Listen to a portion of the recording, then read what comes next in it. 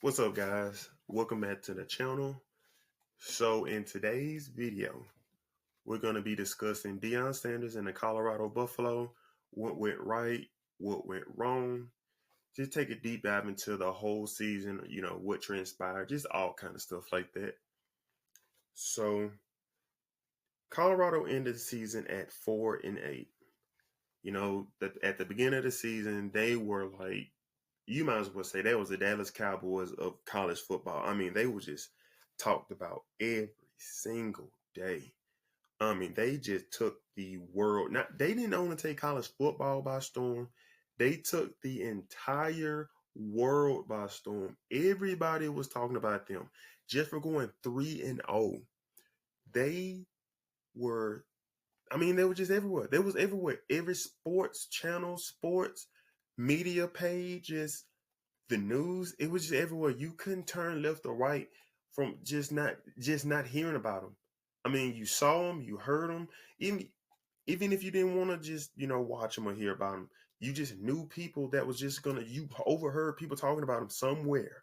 I mean, they just took the world by storm. So they finished the season 4-8 with on the wins they only had was against Colorado State, Nebraska, TCU, and Arizona State. I mean, at the beginning of the season, like I said, they went 3-0. I mean, they just looked. Everybody was on the hype. I was even on it. I predicted them before the season started to win 5 games, 4 to 5 games, because last year they started 1-11. So turning over a whole roster like Deion did, I was just only going to expect them to win 4 to 5 games, but they ended up winning 4. I mean, it was an improvement. So it depends on what side that you want to be on, saying, oh, the season was a success, the season was a failure.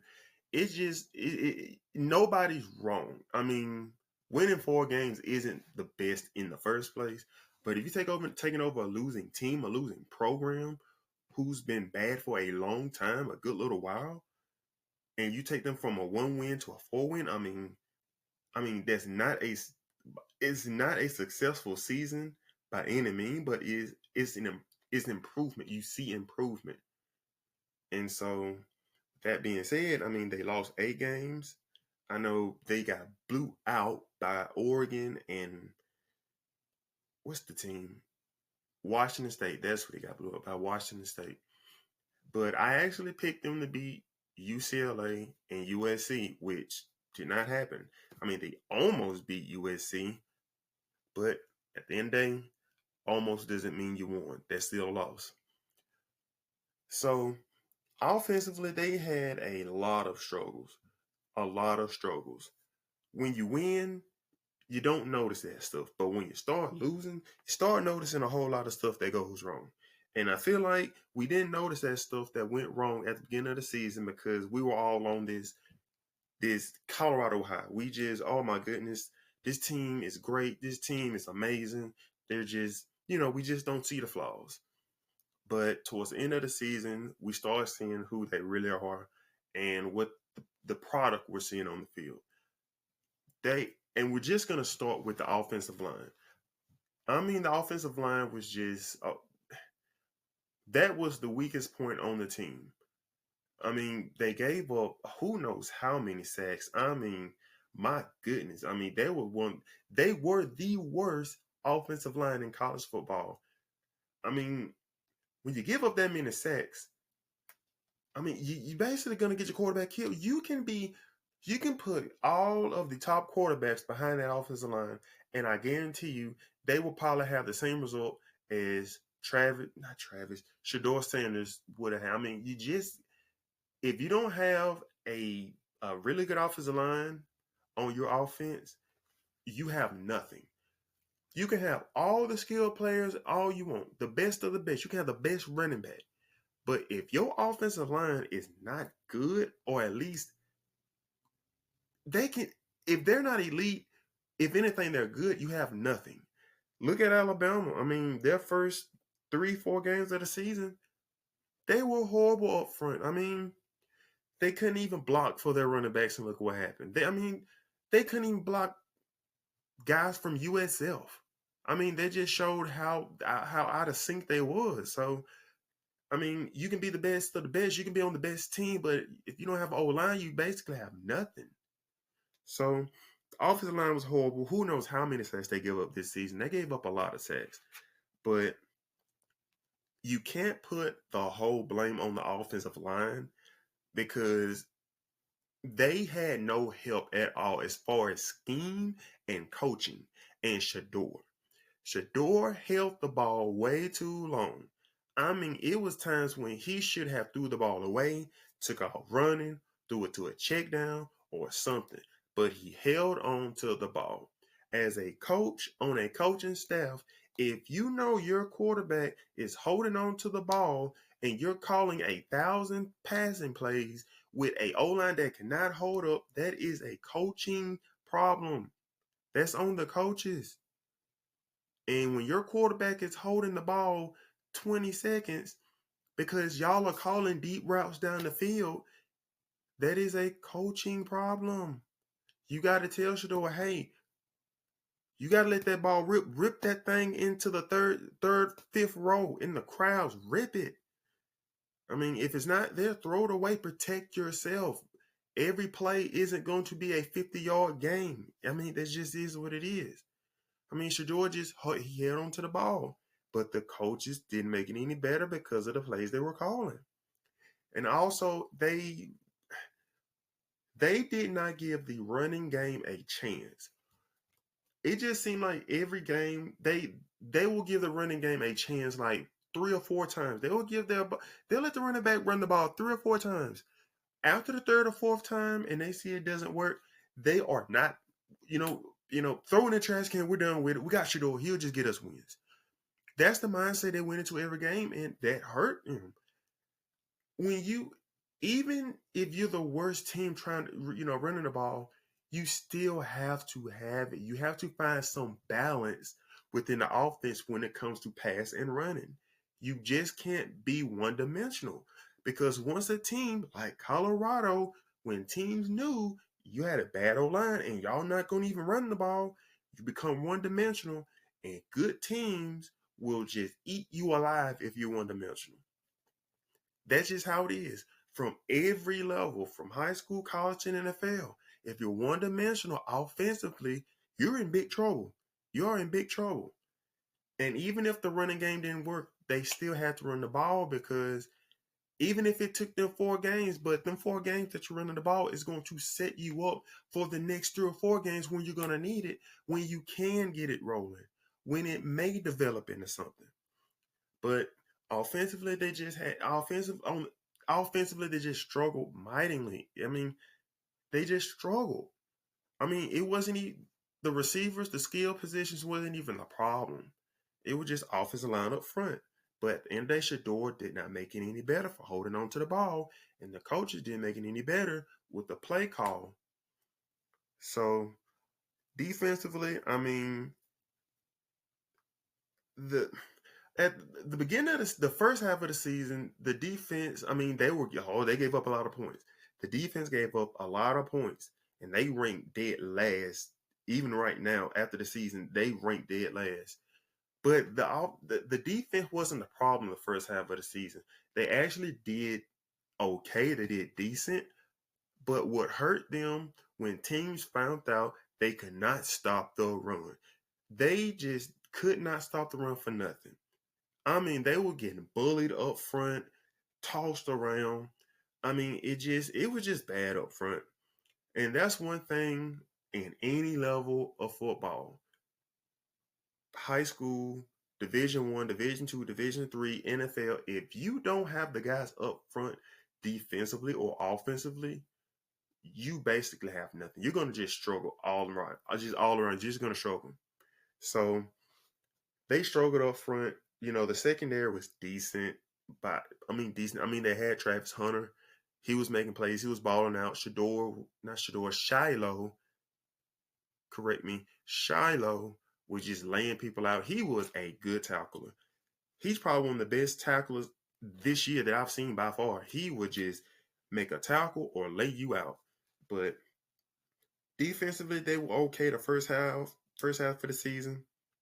But the second half is like they just fell apart too. They couldn't get sacks. I mean, every time they went up against a average to good, not even an elite, average to good offensive line, they just struggled. I mean, they couldn't stop the run. I mean, they gave up too much yards passing. I mean, they just had to rely on just turnover, just Travis catching a pick or, things like that. They just couldn't get off the field. So those were the problems. And the coaching staff, maybe it's just me. I mean, maybe everybody else saw it, but me, coaching staff, he runs his program like he's the CEO, which me personally, I feel like every coach should run it like that. You hire somebody to do their job. If you hire an offense coordinator or defense coordinator, you hire them to coordinate. They're basically the coaches on game days. You can be the guy during practice to help them do this and do that and stuff like that. But on game days, you watch, you sit back and you observe. You let them coach. And that's the one thing I like what Deion did. But these coaches did some. It was bad. I mean, I never seen, and I'm throwing Deion in this too. It was so many bad. It was just coaching errors week after week, game after game. It was just way too many coaching errors when it comes to timeouts, managing the game, adjustments, play calling. I mean, it was just bad. I mean, you're gonna get that when you turn over a coaching staff like they did. They just turned over a whole coaching staff, and then not only that, you turned over a whole roster. I mean, it was just a lot of coaching errors that lost them a lot of the games. I mean, heck, after halftime, the team made no adjustments. The coaches made no adjustments coming out of halftime. The same team that I saw that went 3-0 was the exact same team that I saw that lost 8 games later in the season, because they were the exact same team that made no halftime adjustments. They still was trying to throw the ball down the field. They were still trying to tell Shador, hey, throw 40, 50, 60 yard field, yards down the field to a guy that's you got to wait 5 seconds for the route to develop. I mean, that's coaching. That is coaching. And they just had that week in and week out. And it showed every single day. And me personally, I think Deion screwed up when I think his name is Sean Lewis, the offensive coordinator. Yeah, Sean Lewis. When he demoted him from offensive coordinator, with 4 weeks left into the season, you demote him. I don't know what they just had him doing. Maybe they just know they had him on the sideline. But I didn't agree with that. Me personally, when a coach, first of all, I've never heard of a coach getting demoted in the middle of a season or towards the end of the season. Mainly, I would see like coordinators, offense coordinator, defense coordinator, position coaches, and stuff like that. They will wait towards the end of the season. Head coaches will wait towards the end of the season. Either they will fire them or they will just find another job. Even when you start hearing rumors about coaches, oh, this coach potentially is getting interviewed by this school or in talks with that school, but the head coach will not just literally just fire him in the middle of the season. I mean, we rarely hear about it, but we just don't just see them get demoted. Me personally, I would have preferred to see coaches get fired if you do anything, because if you demote them, that's going to bring distractions on the team, because not only the head coach is going to get asked that question, the players are going to get asked that question as well. So, me personally, I don't believe in that. If you're going to do it, just fire them, because that's just distraction around the program that they just don't need. Okay, so Deion Sanders. Deion Sanders is prime time coach, prime time, whatever you want to call him. I mean, he's a personality himself. We all seen this when he was in NFL, when he retired and started doing, covering the NFL as an analyst, or, on the NFL network, stuff like that. He was just the guy. He could just fill up a room and not even say nothing and just fill up the room. But once he start talking, you listen. The man can recruit anybody. He can talk to anybody because that's just who he is. He's prime. And so when he took the Colorado job, he one thing I will say, he brought way too much noise with him. When you take over a losing program, the one thing you don't want to do is bring the eyes and the cameras on that team, that program on you when you're trying to turn them over. Because if he went 4-8 and nobody talked about him going 4-8, if this season nobody talked about him, you've never heard about Colorado at all, things like that. I guarantee you everybody opinion would have changed. Like, oh, Deion, he's doing they're 4-8. Okay, well, I see he's turning the program around. Okay, he's they're 4-8. They were 1-11. Okay, he's 4-8. They're in the right direction. But since he brought all the attention, he brought saying like, "Oh, we're coming. I'm bringing my Louis. Y'all better, I believe. Y'all better watch out. We about to do this and do that." I mean, they just saw it all. And that's why I said if people think this season was was a failure, I don't blame them because of what Deion let people see. Because I don't believe you should be showing everybody taking over a program like that. But let's start off with distraction. It was so much distraction on that team, it made no sense. Every week, they had celebrities come in the locker room, around the program every week, all week long, on the sidelines. I mean, what if you were an 18, 19, 20-year-old?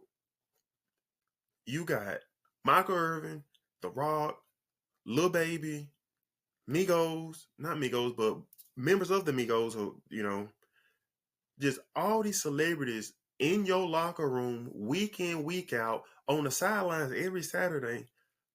I'm pretty sure you will have a hard time focusing. Like, it'll be real hard. It'll be very hard. I mean, it was just too much going on. And then on top of that, his son has a YouTube page called Well Off Media. I mean, he does a great job with that. But I mean, you're just showing too much. You're just showing too much. Cameras in this person face, that person face, and all this, and it was just too much distraction. And then on top of that, as far as the distraction goes, as far as a head coach, Deion put himself out there way too much. You couldn't turn around without seeing his face. I don't believe a coach, when you take over, when you're a head coach of a college team, any team, heck, NFL too, you don't want your face plastered everywhere. You would rather have your players do it. It's like Deion was doing this commercial, that commercial. Stay low key once you take a job like that. Stay low key and just turn the cameras away. Just the only thing you need to tell your fans, like, we're gonna do this, we're gonna do that, we're gonna turn the program around, and we're gonna try to win games. That's it. You ain't gotta say all this other stuff. You don't have to have camera celebrities, all these, like, everything. You don't have to have that stuff. Let that come as you win. And another thing that was a distraction, which I felt like it was, I mean, say what you want. I mean, it was on, we all saw it, was how Deion Sanders promoted Travis, Shedeur, and Shiloh. I did not like that. I mean, everybody, you can say, oh, I'm hating, this person hating, all that stuff. Call it what you want. But you do not see this. You just don't see that. He was on, if it wasn't Shedeur, Travis, or Shiloh, everybody else just had to prove themselves on the team. Even when Deion took the job, when he said everybody got to earn their numbers. He said everybody got to earn their numbers, but number 2 is taken, which was clearly Shedeur's. Shedeur, he didn't have to earn. Didn't have to prove himself. I understand Shedeur, proved himself at Jackson State, He ain't done nothing at Colorado before the season. Not during. I'm talking about before the season, before he even took a snap. So it just seemed like Travis Shador and Shiloh, they just got the free pass where everybody just constantly had to prove themselves over and over and over. And then on top of that, I feel like Deion personality made people think that they were, a Travis Hunter. They thought they were a Deion Sanders. They all took on the persona and the ego and the personality of their coach. A lot of them should have checked themselves. You're not Deion. That's him. But that's on Deion though. It was a trickle down effect. I mean, you can't blame the players for thinking like that. And another thing that I noticed, it was a video that I think it was after the Arizona State game, I want to say. And I think it was that D tackle. I don't know what his name was, but he was the one that was on kickoff. And he went down and made the tackle, took his helmet off, and he was all raw, stuff like that. Celebrating that. After you make a hit, you a D tackle on kickoff, you don't see that. You go down and make a play, and you just celebrate, you take your helmet off, but it's a flag, he got a flag thrown him, for unsportsmanlike conduct. I seen Deion, he was on the sideline, he wasn't yelling at him, he was just talking to him. And on Deion's son YouTube, Well Off Media, he asked him that, what did my pop say? What did my pop say to you? At first he was like, nah, I ain't gonna really say it, but he finally said, he was just telling me, I gotta be smart and stuff like this, stuff like that. And then he said this out of his mouth. He said, the only reason why I took my helmet off and started celebrating because Shador be doing it all the time. Just thought I could do it too. And that's the one, and that's another point I need to get to. He let them get away with a lot of things with Shador going to the crowd, showing him his wrist and stuff like that. He let Shador, Travis, and Shiloh do what they want. But when it came to everybody else, y'all can't do that. I didn't like when he did that, but I feel like it was just friction between the teams because these three can do what they want. These three flexing and stuff like that. These three is not getting yelled at for what the rest everybody else is doing. But it is what it is. And then they will be down, they'll be losing, and Deion would just constantly just tell his team, I want dogs. Y'all gotta find this. Y'all gotta find that dog in you. I want dogs. I need, all these motivational speeches at halftime after every game. At the end of the day, when you keep giving these halftime speeches or these speeches in general and you're getting the same results, sometimes it's not even, it has to be something else because if the speech is not working, it's something else. And I feel like he was forcing his team to be something they weren't. And the halftime speeches to me just got a little bit out of hand. If the only thing they had to do was make the adjustments. Imagine if you're going out there just week in, week out, and you like, oh, coach, if we just run the ball or keep them honest, I mean, we can actually be in this game. But then like, nope, we just need dogs. We just need dogs. Well, I mean, these play calls, I mean, I guarantee you, if they made better decision on the field and coaching, they could have went 6-6 and made a ball game. They could have done it. They could have done it. They should have never lost against Stanford, and they should have beat USC. They could have done it. And they could have beat Washington State. They could have done it, but it is what it is. And one thing I didn't like what he did. I mean, I understand the O-line was bad, but when you come out publicly and call out your O-line saying we just need to replace all of them, I mean, why do you think you're losing recruits? You publicly just came out and said, oh, well, we just need new O-line. That we need to do. We need to place all of them. If I'm one of those offensive linemen and my coaches went out, I mean, he never called out one. He never called him out by name or one person. He called him out by a unit.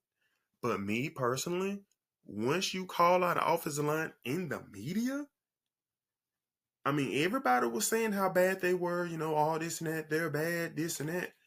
As a coach, you don't come out and say that, because once he did that, all he did was sign off on everybody's bull crap. Oh, we just sign off on what everybody said. Oh, well, Deion said it, so we were right, isn't that? And now you got the offensive line. They're not confident. And so, what's one thing as a football player, just a football player, one thing that will demolish a player's performance is confidence. Once they have no confidence, you have nothing at all out of them. So when when he did that, I'm pretty sure the old line like, bro, we blocking for your son, and this is what you say about us. We're trying our best, but this is what you say. Deion should have came out and said, yeah, I understand they're not playing good, but I believe in those guys. They're performing to they're week in and week out. Those guys are working their butt off, and I'll go to war with them. Those are my guys. In my eyes, they're the best, and I'm going to take them week in and week out over anybody. Say that in front of the media.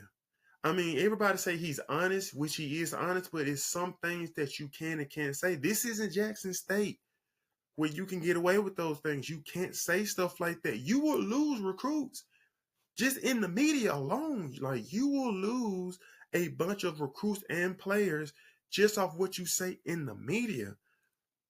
He should have he chewed behind closed doors, chew them out. I mean, let them have it behind the closed doors. You just chew all of them out. But when it comes to the talking to the media, protect your guys. Protect all of them. Either protect them or challenge them. But one thing you do not do is call them out and say something like that. If you're a player, how would you feel?